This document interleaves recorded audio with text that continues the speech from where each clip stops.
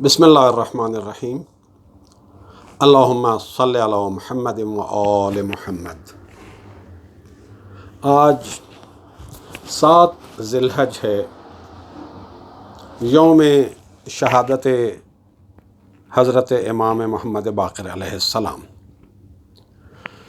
امام محمد باقر علیہ السلام ائمہ اہل بیت میں سے 5ویں امام ہیں۔ آپ کا اسم گرامی محمد ہے اور آپ کا لقب ہے باقر العلوم۔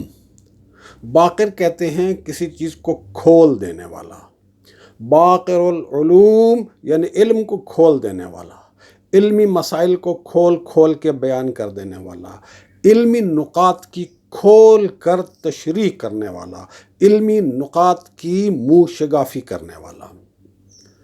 تو باقر العلوم ہے آپ کا لقب اور نام ہے آپ کا محمد۔ ائمہ اہل بیت میں سے امام محمد باقر علیہ السلام واحد شخصیت ہیں جن کے دادا بھی امام ہیں اور نانا بھی امام ہیں۔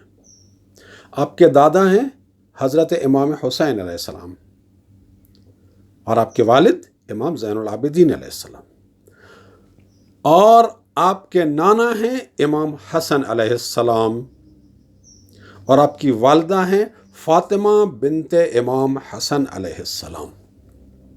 تو واحد امام ہیں ائمہ اہل بیت میں سے کہ جن کی والدہ بھی امام کی بیٹی ہیں، جن کے والد بھی امام کے بیٹے ہیں، یعنی دادا بھی امام اور نانا بھی امام۔ اور اوپر چلے جائیں تو امیر المومنین علیہ الصلوۃ والسلام کے ساتھ یہ سلسلہ جا ملتا ہے۔ آپ کی ولادت ہوئی 3 صفر 57 ہجری میں، اور واقعہ کربلا کے وقت آپ کی عمر مبارک 3.5 سال کے، 3.25 سال کے قریب تھی، اور آپ کی شہادت 7 ذی الحج 114 ہجری میں ہوئی، اور اس وقت آپ کی عمر مبارک 57 برس تھی۔ آپ کی قبر مبارک مدینہ منورہ میں جنت البقیع میں ہے۔ ائمہ معصومین سلام اللہ علیہم اجمعین کی تعلیمات کی نشر و اشاعت میں آپ کا بہت اہم اور بہت نمایاں کردار ہے۔ ائمہ اہل بیت کی احادیث کا جو ذخیرہ بعد میں راویوں نے جمع کیا اور کتب حدیث اہل بیت تدوین کی، ان میں بہت بڑا حصہ ان احادیث کا ہے جو امام محمد باقر علیہ السلام اور امام جعفر صادق علیہ السلام سے روایت کی گئی ہیں۔ آج امام محمد باقر علیہ السلام کی شہادت کی مناسبت سے ان کی ایک بہت گراں قدر حدیث آپ کے ساتھ شیئر کرتا ہوں۔ یہ حدیث مستدرک الوسائل کی جلد نمبر 7 میں صفحہ نمبر 569 پر موجود ہے، اور اس حدیث کے مطابق امام علیہ السلام فرماتے ہیں: الکمال کل الکمال التفقہ فی الدین والصبر علی النوائبہ وتقدیر المعیشہ۔ کمال اور پورا کمال، پرفیکشن اور پوری پرفیکشن 3 چیزوں میں ہے۔ انسان کی ایک فطری خواہش ہے کہ وہ اپنی زندگی میں پرفیکشن چاہتا ہے۔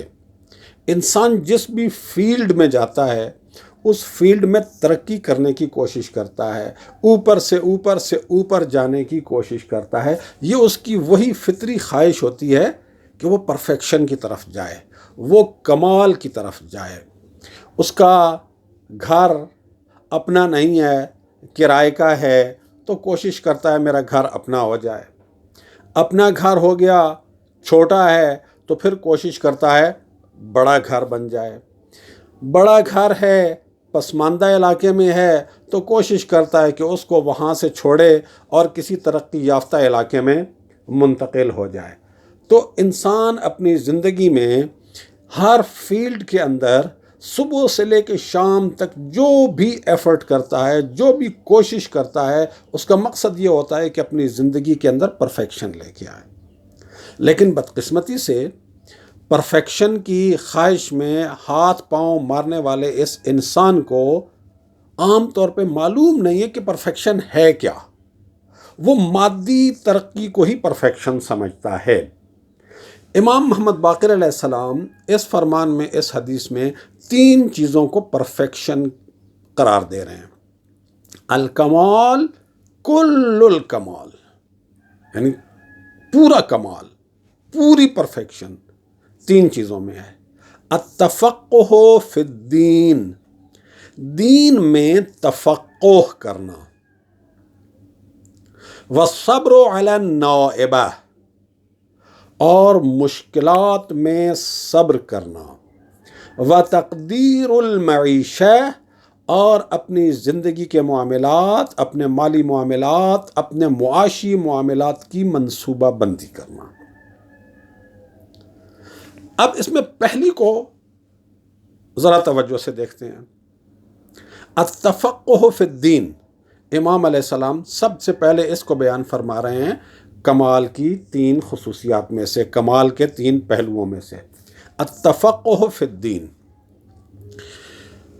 تفقہ کے معنی کو یوں سمجھ لیجئے کہ انسان دین پر، کیونکہ بات ہو رہی ہے تفقہ فی الدین، دین پر یا انسان سوچے سمجھے بغیر کسی سے سن سنا کے عمل کر رہا ہے، کسی عالم سے سن سنا کے عمل کر رہا ہے، یہ ہے تقلید۔ اس سے اوپر کا درجہ ہے سمجھنا، دین کو سمجھنا۔ اب سمجھنے کی پھر 2 سٹیجز ہیں۔ ایک ہے عام معمولی سوجھ بوجھ۔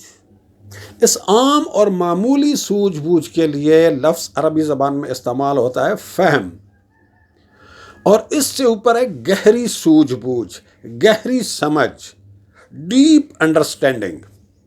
یہ جو ڈیپ انڈرسٹینڈنگ ہے، یہ جو گہری سمجھ بوجھ ہے، عربی زبان میں اس کے لیے لفظ فقہ استعمال ہوتا ہے۔ فقہ، فے قاف ہے، جسے عام طور پہ ہماری اردو زبان میں فقہ پڑھا جاتا ہے۔ یہ فقہ درست تلفظ نہیں ہے، صحیح تلفظ ہے فقہ، بالکل جیسے ہم کہتے ہیں فکر، فکر کے وزن پر یہ صحیح تلفظ ہے فقہ، یعنی ڈیپ انڈرسٹینڈنگ۔ تو امام علیہ السلام فرماتے ہیں کمال، پورا کمال، یہ 3 چیزوں میں ہے، اور ان 3 چیزوں میں سے پہلی چیز ہے التفقہ فی الدین۔ تو امام علیہ السلام بات کر رہے ہیں کہ دین میں تفقہ کرنا چاہیے۔ اگر کوئی شخص اپنی زندگی میں کمال چاہتا ہے، اگر کوئی شخص اپنی زندگی میں پرفیکشن حاصل کرنا چاہتا ہے، نقص سے نکلنا چاہتا ہے، نقص سے نکل کر کامل ہونا چاہتا ہے، پرفیکٹ ہونا چاہتا ہے، پرفیکشن کے راستے پہ چلنا چاہتا ہے، تو سب سے پہلے التفقہ فی الدین، یعنی دین میں تقلید کی سطح سے بلند کرے اپنے آپ کو۔ تقلید کی سطح سے بلند کرنے کے بعد فہم کی سطح پہ آئے، اور پھر فہم کی سطح سے بھی اوپر اٹھے اور تفقہ کی سٹیج پر آئے۔ ایک اور حدیث بھی ہے امام جعفر صادق علیہ السلام کی، اسی کے بارے میں فرماتے ہیں تفقہ فی الدین، دین میں تفقہ کرو، یعنی دین میں گہری سمجھ بوجھ پیدا کرو۔ فَإِنَّهُ مَن لَّمْ يَتَفَقَّهْ فِي الدِّينِ فَإِنَّهُ إِعْرَابِيٌّ، اس لیے کہ جو شخص دین میں تفقہ نہیں کرتا، دین میں گہری سمجھ بوجھ پیدا نہیں کرتا، فَإِنَّهُ إِعْرَابِيٌّ، تو وہ اعرابی ہے، یہ جاہل بدو ہے، وہی جس کے بارے میں قرآن نے کہا ہے کہ قالت الاعراب آمنا قل لم تؤمنوا، اے رسول یہ اعرابی، یہ بدو آتے ہیں اور آپ سے کہتے ہیں کہ ہم ایمان لے آئے ہیں، اے رسول ان سے کہہ دیجئے تم ایمان نہیں لائے ہو، بلکہ یہ کہو کہ اسلمنا، ہم اسلام لے آئے ہیں۔ وَلَمَّا يَدْخُلِ الْإِيمَانُ فِي قُلُوبِكُمْ، ایمان ابھی تمہارے دلوں میں داخل نہیں ہوا، یعنی زبانی اسلام کا اقرار کرنے کا جو پہلا سٹیپ ہے وہ ہے اعرابی کا۔ تو امام جعفر صادق علیہ السلام فرما رہے ہیں جو دین میں تفقہ نہیں کرتا وہ اعرابی ہے، اور امام محمد باقر علیہ السلام فرماتے ہیں کہ پرفیکشن کیا ہے کہ دین میں تفقہ کیا جائے۔ لیکن ہمارے ہاں بدقسمتی سے ایک ایسی صورتحال پیدا کر دی گئی ہے کہ عام آدمی کو یہ بتا دیا گیا ہے کہ آپ نے تقلید کر لی، آپ تقلید پہ چل رہے ہیں تو بس آپ پرفیکٹ ہو گئے ہیں۔ تو یہ جو تصور ہے یہ امام علیہ الصلوۃ والسلام کے اس ارشاد کے خلاف ہے۔ یہ پرفیکشن نہیں ہے، پرفیکشن سے بہت نیچے کی سٹیج ہے۔ تو دوسری سٹیج کیا ہے؟ الصبر علی النائبہ، مشکلات میں، تکلیفوں میں صبر کرنا۔ یہ نائبہ، اس کی جمع ہے نوائب۔ آپ نعت علی میں پڑھتے ہیں تجدہ عونا لک فی النوائب، کہ آپ مولا علی کو نوائب میں اپنا مددگار پاؤ گے۔ نوائب اسی نائبہ کی جمع ہے، یعنی مشکل حالات۔ مشکل حالات میں صبر کرنا، مشکل حالات میں حوصلے کے ساتھ اپنی منزل کی طرف بڑھتے رہنا، مشکل حالات میں گھبراہٹ اور بے صبری کا مظاہرہ نہ کرنا، یہ ہے الصبر علی النائبہ۔ ہمارے ہاں بدقسمتی سے ہوتا کیا ہے کہ لوگوں کی صحیح تربیت نہیں ہے۔